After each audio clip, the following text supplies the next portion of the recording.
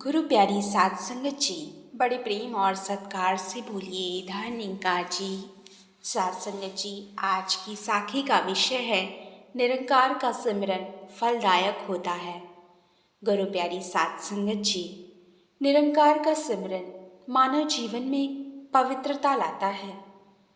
यदि हम संसार की किसी दूसरी वस्तु का नाम लें तो उससे हमारे मानव जीवन में लाभ नहीं होगा, क्योंकि सभी चीज़ें नाशवान हैं और नाशवान से मन लगाकर हमारा नाश ही होगा। अविनाशी तो केवल निरंकार है, जो सर्वव्यापक है, परम सत्ता है और संसार का सृजनहार निरंकार है। इसलिए निरंकार का ही सिमरन फलदायक है। गुरु प्यारी साध संगत जी, इसी पर आधारित आइए सुनते हैं ये प्यारी सी साखी। एक बार अकबर बादशाह ने बीरबल से प्रश्न किया, आप हिंदू लोग हर समय परमात्मा का नाम क्यों जपते हैं? जैसे मुस्लिम 5 बार अल्लाह को याद करते हैं, आप भी दिन में 4-5 बार परमात्मा को याद कर लिया करो। सारा दिन हर समय परमात्मा को याद करने से क्या मिलता है? बीरबल ने कहा, जहां पना इस प्रश्न का उत्तर दे पाऊं, इसके लिए कुछ समय चाहिए। अकबर बादशाह ने कहा, ठीक है, समय दिया। कुछ दिनों के पश्चात बीरबल ने एक वृद्धा को सभी बातें समझाकर उस मार्ग पर एक पेड़ के नीचे बैठा दिया, जिधर से अकबर बादशाह अपने दरबार में जाया करते थे।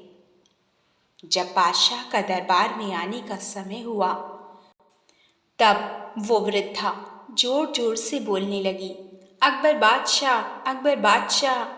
जब रास्ते में अकबर बादशाह की सवारी निकट आई, बादशाह की सवारी के आगे सेनापति और अनेक पदाधिकारी थे।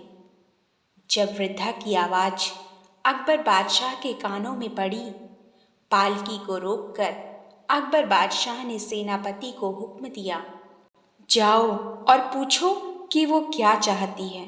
जो चाहती हो उसे दे देना।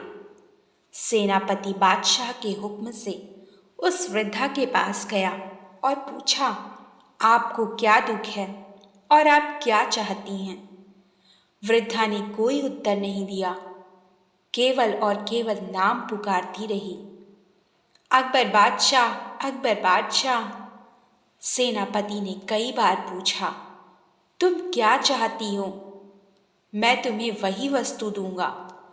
परंतु वो बादशाह का नाम पुकारती ही रही। सेनापति ने सोचा, शायद इसे कोई बड़ा ही दुख है जो मुझे बताना नहीं चाहती, महाराज को ही बताना चाहती है। अकबर बादशाह अपने सिंहासन पर पहुंच चुके थे।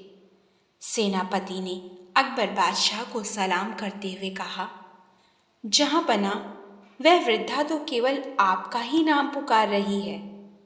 मैंने उससे बहुत पूछा कि तुम्हें कोई दुख है तो मुझे बता दो, कोई वस्तु चाहिए तो मुझे बता दो, लेकिन वो मुझे कुछ बताने के लिए तैयार ही नहीं है। वो केवल आपका ही नाम पुकार रही है। अकबर बादशाह सिंहासन से खड़े हो गए और चल पड़े वृद्धा की पुकार सुनने के लिए।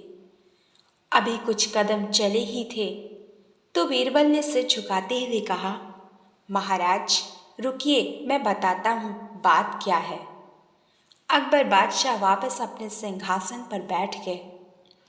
बीरबल ने बताया, महाराज ये आपके प्रश्न का उत्तर है। आपने पूछा था, तुम परमात्मा का नाम हर समय लगातार क्यों जपते हो? 4-5 बार ही परमात्मा को याद कर लिया करो। महाराज, वो वृद्धा आपका नाम लगातार पुकार रही थी। पहले आपने अपने सेनापति को उसका दुख दूर करने के लिए भेजा और वृद्धा फिर भी आपका नाम जाप कर रही थी। अब उसकी पुकार सुनने के लिए, उसका दुख दूर करने के लिए आप अपना सिंहासन छोड़कर चल पड़े। ठीक इसी प्रकार भक्त लगातार परमात्मा का नाम जपते हैं ताकि परमात्मा उनकी पुकार सुने और जैसे आप सिंहासन छोड़कर उनकी तरफ चल पड़े, ऐसे ही परमात्मा भी अपना सिंहासन छोड़कर अपने भक्त की पुकार सुनते हैं। इसलिए भक्त हर श्वास के साथ प्रभु का नाम जपते हैं।